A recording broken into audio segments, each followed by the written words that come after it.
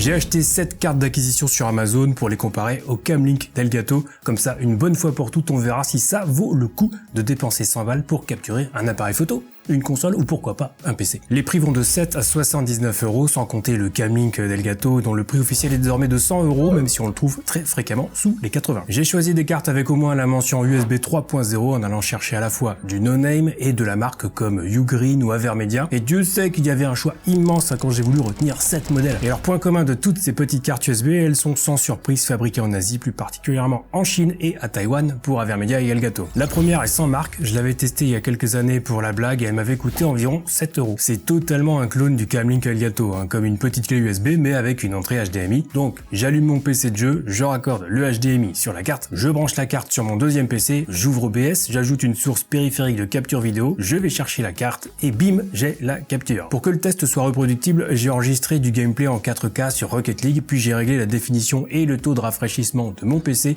pour envoyer un signal en 4K vers la carte de capture. Après plusieurs essais, j'ai par ailleurs constaté qu'absolument toutes les cartes acceptaient de la 4K à 60 fps en entrée. Par curiosité, j'ai voulu tester avec la 4K 120, mais là, bon, ça passait pas. Les cartes de capture ont littéralement pété un plomb. Bref, avec cette première carte, j'obtiens une capture en 1080p à 60 fps au mieux. Par contre, bon, les 60 fps, on les cherche encore. On est plus proche des 30 et encore, j'ai l'impression parfois que c'est même pas constant. Et pour avoir 60 fps, bien, il a fallu que je diminue la résolution de capture au 720p. Et là, oui, on avait bien la fluidité des 60 fps. Mais retour sur la capture en 1080p avec des couleurs un petit peu plus flashy que sur l'enregistrement de base, ce qu'on peut constater notamment sur le vert du terrain. Idem au niveau de la netteté avec une dégradation qui est sans doute essentiellement due au downscale de la 4K vers le 1080p, mais on voit bien une perte de détail générale et on verra surtout ce que ça donne par rapport aux autres cartes de capture en fin de vidéo. Et en même temps, à 7 € la carte, s'attendait-on vraiment à autre chose. Deuxième carte d'acquisition, un modèle à 20 €, mais prévu pour les consoles, avec non seulement une entrée HDMI, mais aussi une sortie HDMI pour pouvoir envoyer le signal également sur un écran. Alors ça, j'en parlerai davantage dans le chapitre d'avertissement un petit peu plus tard, parce que toutes les cartes ne proposent pas cette fonctionnalité. Bref, ici on peut sortir du vrai 1080p à 60 fps, le résultat est fluide et les couleurs sont meilleures que sur la première carte, mais peut-être un chouïa plus sombre que sur l'enregistrement initial. C'est très subtil et ça ne s'observe qu'en faisant des arrêts sur image. Donc pour l'instant, plutôt pas mal. Notez que cette carte permet par ailleurs une carte allant jusqu'au 1440p à 30 fps, donc j'ai testé aussi, et si la fluidité disparaît, normal, on gagne un petit peu en netteté et en conservation des détails. C'est pas le jour et la nuit non plus, donc est-ce que ça vaut vraiment le coup de perdre les 60 fps pour ça? Pas sûr. J'en profite rapidement pour remercier Own de sponsoriser cette vidéo, ce qui m'a permis d'acheter toutes les cartes nécessaires pour ce test. Si vous cherchez des overlays ou des alertes de stream, des emojis pour votre chaîne Twitch ou pour votre serveur Discord, ou juste un beau cadre animé pour votre webcam, vous trouverez votre heureux bonheur chez Own, la plus grosse boutique en ligne pour les streamers. 55% de réduction sur votre panier avec le code TomTom, c'est cadeau. Allez, troisième carte, on reste sur du no-name à 23 € avec un modèle qui ressemble à la première carte, mais qui a les caractéristiques de la deuxième avec la possibilité de capturer en 1440p. On notera l'extension USB bien plus pratique ainsi qu'un adaptateur USB-C vers USB-A inclus, bien pratique lui aussi. Niveau rendu, en 1080p, on a bien les 60 fps, aucun problème, c'est fluide sans aucune sensation de saccade particulière. Les couleurs semblent suivre le schéma de la carte numéro 2 avec une teinte très légèrement plus foncée et on constate aussi un petit peu de crénelage qu'on mettra sur le compte du downscaling. En 1440p, on bascule à 30 fps, ça se ressent évidemment un petit peu et on gagne là aussi en détail et en netteté, comme avec la carte précédente. Bon, jusqu'ici, pas réellement de surprise, pour le prix, c'est plutôt pas mal. Quatrième carte, 23 € encore, mais cette fois-ci une marque connue, à savoir Ugreen.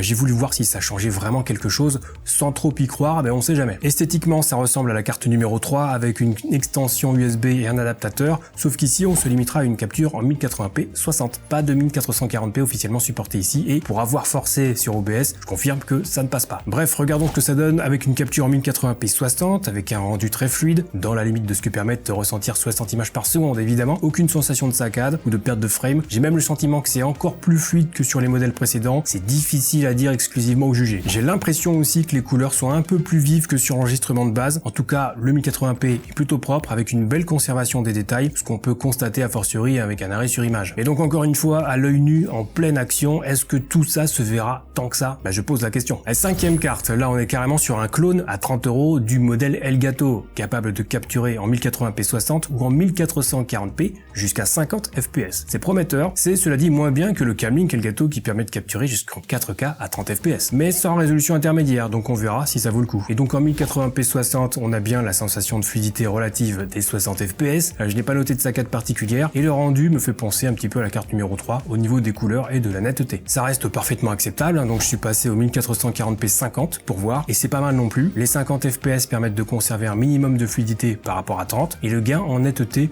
est également appréciable avec des détails un peu plus lisibles, notamment les textes ou certains éléments du décor. Je trouve que ce modèle s'en sort plutôt bien, et notez au passage que le fabricant est exactement le même que pour la deuxième carte, celle à 20 €, ça sort de la même usine. Sixième carte maintenant, c'est un modèle à 57 € d'une autre marque un petit peu connue aussi, qui s'appelle Nearstream et qui est plutôt destiné à la capture de console, comme le montre la présence d'une sortie HDMI. Il existe d'ailleurs un modèle plus cher qui permet une capture en 4K, mais le moins cher se limite au 1080p 60, donc la question c'est surtout de savoir si c'est intéressant pour capturer une console. Ça va de soi. Alors si l'objectif c'est de streamer sur Twitch en 1080p 60, ça pourrait suffire, sachant que la carte supporte 4K 60 en entrée, ce que peu de consoles font réellement nativement, et au pire on peut forcer la résolution de la console au 1080p, en tout cas sur PlayStation ça peut se faire. Bref, le rendu ici est fluide comme on pouvait s'y attendre, pas de mauvaise surprise et un framerate qui semble parfaitement stable au premier regard. La restitution des couleurs est très bonne et c'est pour l'instant, je trouve, le meilleur résultat en termes de conservation des détails, avec des textes un peu plus nets sans forcément beaucoup d'aliasing ni d'artefacts. Un résultat plutôt propre, en tout cas sur du contenu qui bouge beaucoup,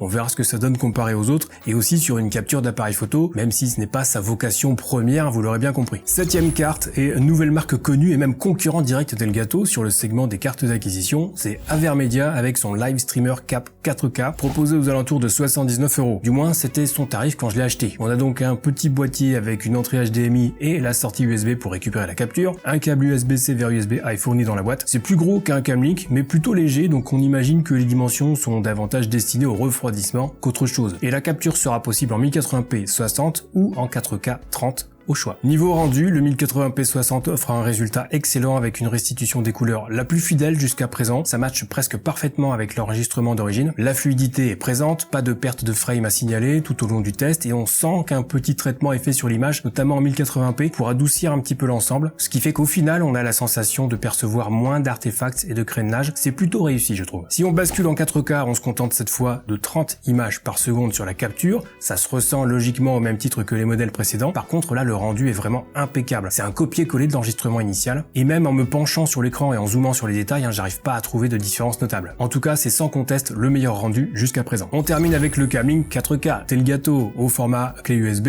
avec une petite rallonge USB qui rend son utilisation quand même plus pratique. Le gros souci, c'est surtout son prix. À officiellement 99 €, c'est jusqu'à 5 fois plus que les modèles de base testés aujourd'hui. Et même si on le trouve souvent vers les 80, est-ce que ça justifie quand même le surcoût? Je rappelle juste que, comme le modèle Avermedia, la capture se fait quand même jusqu'à la 4K à 30 fps. Donc en 1080p 60, aucun problème, la fluidité est assurée sans perte, on a une bonne fidélité des couleurs et une petite tendance à adoucir l'image, comme sur le modèle Avermedia. Peut-être même un chouïa plus, mais ça reste hyper léger et le résultat est pour ainsi dire similaire. Alors par contre, pour avoir un rendu en 4K 30, j'ai rencontré quelques soucis, ça fonctionnait pas tout de suite sur OBS avec une source en 4K 60. J'ai été obligé de basculer mon PC en 4K 30 pour pouvoir récupérer la capture. Ça m'a surpris un petit peu au premier abord, mais visiblement, c'est le comportement normal du Camlink, d'après les quelques retours que j'ai lus. C'est pas forcément intuitif, surtout quand le modèle concurrent accepte tout sans broncher et propose directement les résolutions. Mais bon, vu que c'est destiné à capturer des appareils photo, on va dire que c'est pas bien grave. Bref, une fois qu'on sait ça, on capture et le rendu en 4K 30 est impeccable, avec là aussi un résultat quasi parfait si on omet le passage de 60 à 30 images par seconde, évidemment, mais les détails sont bien présents et on peut à nouveau parler de copier-coller de l'enregistrement de base. Même les couleurs sont bonnes, malgré le sous-échantillonnage de la chrominance effectué pour pouvoir passer le flux via la connectique USB, donc carte de capture validée. Et avant de voir ce que ça donne sur la capture d'un appareil photo et de passer au comparatif final, un petit mot si vous comptez utiliser une de ces cartes pour capturer une console ou un autre PC. Alors ça marche, on récupère tout sur OBS, mais si vous voulez en plus afficher le jeu sur votre écran, il faut aussi une sortie HDMI, ce que tous les modèles ne proposent pas. Après, on peut utiliser le retour d'OBS pour jouer et éventuellement faire une projection en plein écran, et on aura un petit peu de latence, plus ou moins variable selon les cartes d'acquisition et surtout les résolutions. Pour du jeu solo, ça passe, hein. Pour du multi-compétitif, moi ça me dérange pas vu mon niveau, mais ça se discute. Pour contourner ça, on pourrait utiliser un splitter HDMI qui sépare le signal HDMI en deux avec une sortie vers la carte de capture et une autre vers l'écran. C'est exactement le principe des boîtiers d'acquisition prévus pour les consoles, comme le modèle Nearstream testé aujourd'hui. Mais ça ajoute un équipement qui peut lui aussi potentiellement dégrader le signal, sans compter qu'un splitter non alimenté peut poser des soucis dans certains cas, avec l'écran qui pense qu'il n'a pas de signal et qui va s'éteindre. Pour éviter ça, on pourrait utiliser un splitter HDMI alimenté. Et ça commence à faire beaucoup d'équipements pour capturer une simple console. Bref, on a bien compris que les cartes sans sortie HDMI, c'est avant tout pour capturer des caméras ou des appareils photo. Et alors dernière petite chose, si vraiment vous faites quand même une capture de console ou d'un autre PC dans OBS et que vous utilisez une petite carte de capture comme ça, si vous n'avez pas directement une piste audio associée au périphérique de capture, il faudra aller dans les propriétés de la source, cocher la case pour définir un périphérique personnalisé et sélectionner la carte. Alternativement, vous pouvez ajouter une source capture audio entrée et sélectionner la carte de capture, ça fonctionnera aussi et c'est même recommandé pour éviter les décalages entre l'image et le son. Mais on l'a dit à la base, ce genre de petite carte c'est surtout pour capturer des appareils photo ou des caméras. Donc pour tester ça, j'ai utilisé le Fuji X-T30 qui me sert habituellement de caméra sur Twitch. Il est réglé en 4K à 30 fps, nickel, ça fait ça de moi à faire. Et alors pour gagner du temps, voilà les rendus obtenus avec les différentes cartes. À chaque fois, j'ai retenu la résolution max, puisque de toute façon mon appareil photo ne délivre pas 60 fps en 4K, donc j'ai préféré miser sur la fidélité du rendu. Et pour les besoins de cette vidéo, j'ai upscalé les rendus 1080p en 4K. Franchement, on peut dire que les résultats se valent avec parfois certains modèles qui ont tendance à dégrader un peu la teinte des couleurs, notamment en tirant sur le jaune ou sur le vert. Ce n'est pas le cas des modèles les plus chers qui proposent une belle résolution, hein, que ce soit au niveau des couleurs ou des détails d'ailleurs, mais globalement, oui, les résultats se valent. Le moins bon rendu global, c'est celui de la carte à 7 €, mais encore une fois, on s'en doutait un petit peu et c'est pas honteux non plus. Et les meilleurs rendus sont ceux en 4K, bien entendu, donc ceux obtenus avec les modèles Elgato et Avermedia. Ce dernier proposant une netteté un peu supérieure encore, je trouve. Mais j'insiste, ça se joue vraiment à pas grand chose. Un dernier petit aperçu des 8 captures côte à côte montre qu'au final, ça se vaut d'autant plus quand l'image est rétrécie. Jusque là, rien d'anormal, tout est logique et on va enfin pouvoir terminer ce comparatif. Conclusion, à part pour la carte d'acquisition la moins chère qui ne permet pas de bénéficier du 1080p à 60 fps, bien que sa fiche technique affirme le contraire, on obtient des résultats sensiblement équivalents parmi tous ces modèles. C'est logiquement meilleur avec ceux permettant de capturer en 4K, donc Avermedia Live Streamer Cap et Elgato Camlink. Il y a des différences, mais rien de bouleversant. Une correction de couleur peut aussi se faire rapidement sur OBS par exemple. Mais on pourrait tout aussi bien choisir d'appliquer un LUT pour améliorer simplement le rendu de l'appareil. Ça se fait. Donc la question à se poser, c'est est-ce que j'ai avant tout besoin des 60 fps? Dans ce cas, je peux me contenter d'un modèle pas cher. Ou est-ce que le rendu en 4K est ce qui m'intéresse le plus? Et dans ce cas,